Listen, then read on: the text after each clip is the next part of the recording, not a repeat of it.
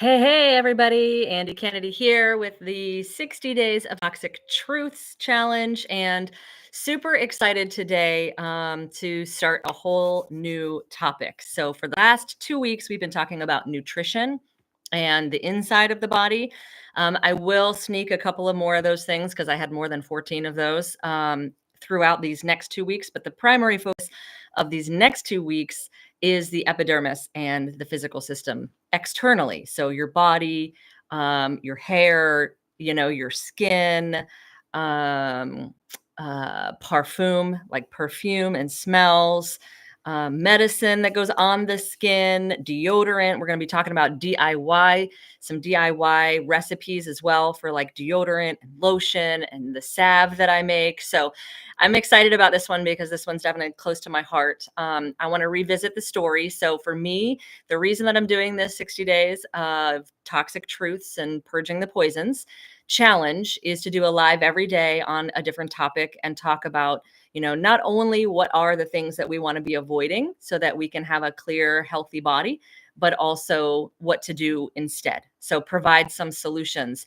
And I started this journey a really long time ago. I was in my early 20s, maybe even late teens, definitely late teens when I read the book Fit for Life. My very first video, day one of Toxic Truths, talks about that story and that book a little bit and what started me on this journey. And then shortly after college, right after college, I should say, I lived on an organic farm in Oregon, an education center where I studied permaculture and herbalism and all of that. And that's where I learned how to make a lot of this kind of stuff. That's where I learned that, maybe buying scented candles is what's affecting, your headaches or your skin, even because our skin can break out by anything that we put in the air.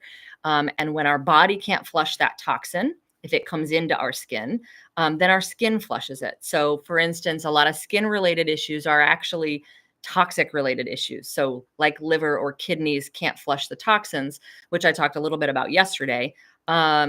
Then our skin will. So, psoriasis, eczema, rash, acne, all of that is really just a symptom of the cause of toxicity. And so, sometimes it's as easy as just cutting out sugar, and sometimes it's a little harder, and focusing on things that are in the home, which are the last 2 weeks of this 60-day journey. We're going to be talking about the home. So we'll talk about mold and we'll talk about healthy cleaning solutions and the chemicals that we have in our home.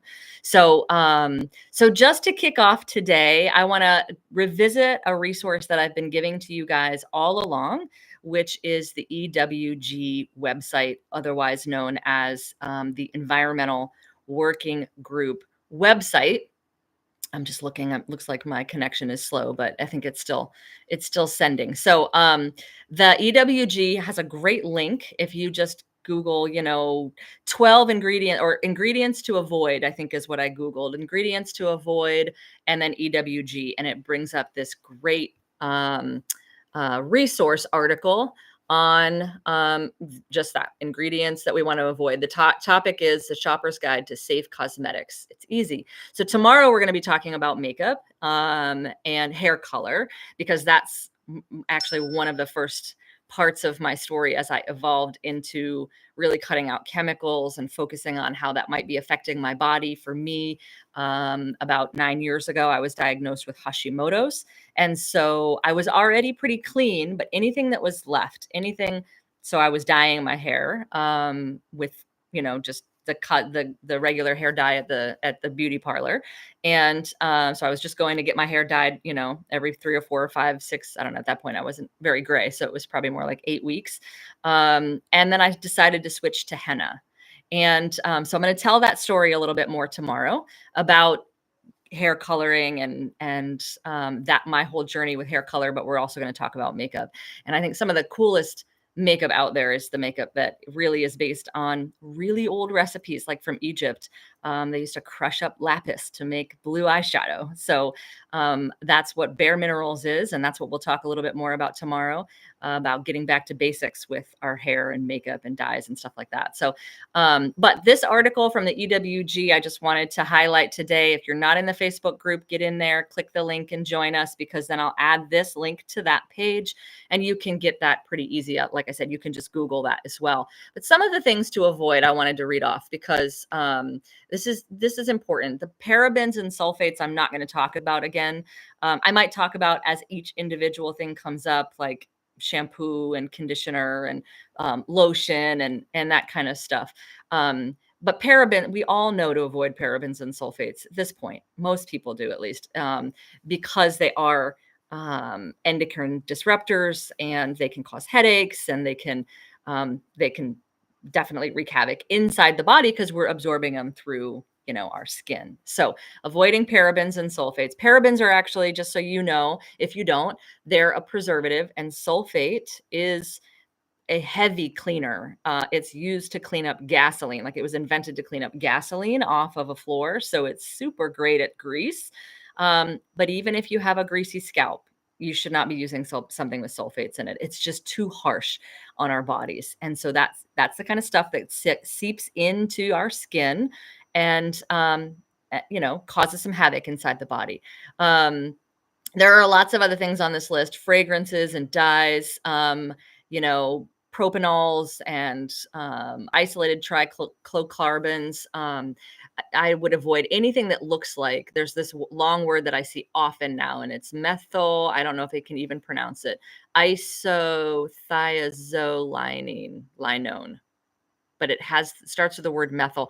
Anything that starts with the word methyl. I would also avoid alcohol. Like, if you're seeing alcohol in your lotion, that's one of the ones that really freaking bugs me. What does alcohol do? It dries things out. So why would you put that in a lotion, right? Well, the lotion is you want the lotion to sort of evaporate and dry off of you. So that's the reason they put it in there. But you're going to need more lotion, right? If you're using lotion with alcohol in it, you're just going to need more lotion. So look for lotions that are natural ingredients, using natural oils like shea butter and coconut oil.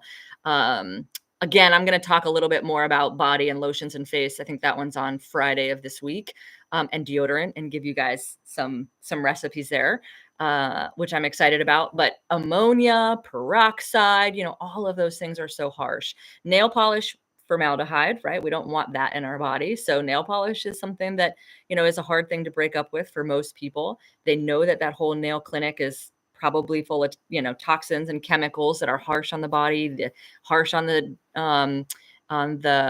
airwave system, the whole breathing system. Whether you have allergies or not, you walk in there and you can smell that.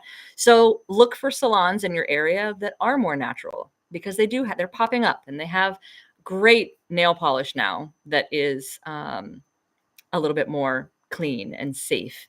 Same with skin lighteners or darkeners. Be mindful of anything that's going to change the color of your body. Let me just scroll down here. There was one more. Yeah, so I did want to talk a little bit too about sunscreen. And so that'll be something that we talk about as we move into the depth of this. But there's a great guide for safer children's products as well on the EWG website. So those are my tips for today. Get educated on some of these things and pay attention to your label, as I've been saying all along. And then if you're not in the Facebook group, join us there so that you can get some of those extra resources. And we'll see you tomorrow and for the next 14 days while we talk about the external body and the things that we're putting on it. That's a toxic truth. Thanks for watching.